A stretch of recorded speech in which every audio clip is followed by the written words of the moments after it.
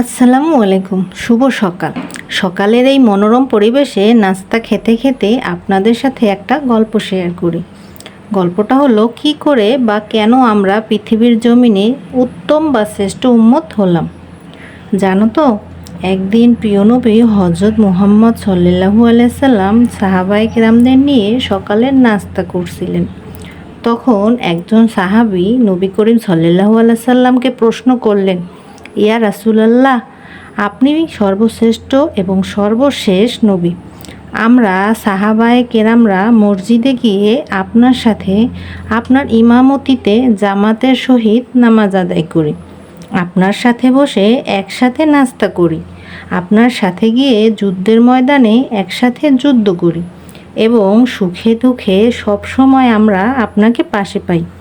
তাহলে এই পৃথিবীর জমিনে আমাদের চেয়ে উত্তম মানবজাতি কি আর কেউ আছে? সাহাবায়ে কেরামদের প্রশ্নের জবাবে নবী করিম সাল্লাল্লাহু আলাইহি সাল্লাম বললেন, হ্যাঁ আছে। অতঃপর সেখানে উপস্থিত সকল সাহাবায়ে কেরামরা খানিক অবাক হয়ে গেলেন, কেননা হযরত মুহাম্মদ মুস্তাফা সাল্লাল্লাহু আলাইহি সাল্লাম সর্বকালের সর্বশ্রেষ্ঠ মহামানব, এতে কোনো সন্দেহ নাই। আর তারা যেহেতু সার্বক্ষণিকভাবে তার আশেপাশে থাকেন, তাকে হুবহু অনুসরণ করেন, তিনি যা আদেশ করেন তা পালন করেন, আর যা নিষেধ করেন তা বর্জন করেন, সেহেতু তারাই তো শ্রেষ্ঠ হবার কথা।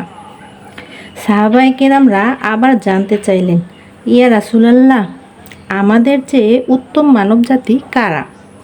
নবীজি সাল্লাল্লাহু আলাইহি সাল্লাম বললেন, তাহলে শোনো, তোমাদের চেয়ে উত্তম উম্মত আছে, কিন্তু তারা এখনও পৃথিবীতে আসে নাই। তারা তোমাদের পরে পৃথিবীতে আসবে। তারা আমাকে না দেখে আমার প্রতি ঈমান আনবে, আমাকে না দেখে আমাকে সালাম দিবে, আমাকে না দেখে ইয়া রাসূলুল্লাহ ইয়া রাসূলুল্লাহ বলে আমার কথা স্মরণ করে কাঁদতে থাকবে।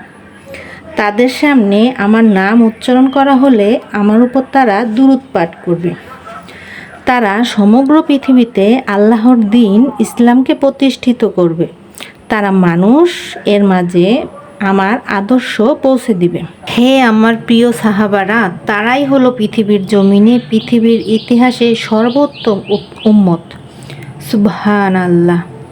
প্রিয় মুসলিম ভাই বোনেরা, আমাদের প্রিয় নবী হযরত মুহাম্মদ সাল্লাল্লাহু আলাইহি সাল্লাম কথাগুলো বলেছেন সাহাবায়ে কেরামগণের পর থেকে শুরু করে কিয়ামত পর্যন্ত যত উম্মত পৃথিবীতে আসবে তাদেরকে ইঙ্গিত করে, অর্থাৎ আমাদেরকেই নিয়ে। একবার ভেবে দেখুন তো, রাসূল সাল্লাল্লাহু আলাইহি সাল্লাম আমাদেরকে সাহাবায়ে কেরামগণের চাইতেও কত বেশি উত্তম বলে সম্বোধন করেছেন। তাহলে আমরা কতটা ভাগ্যবান এবং উত্তম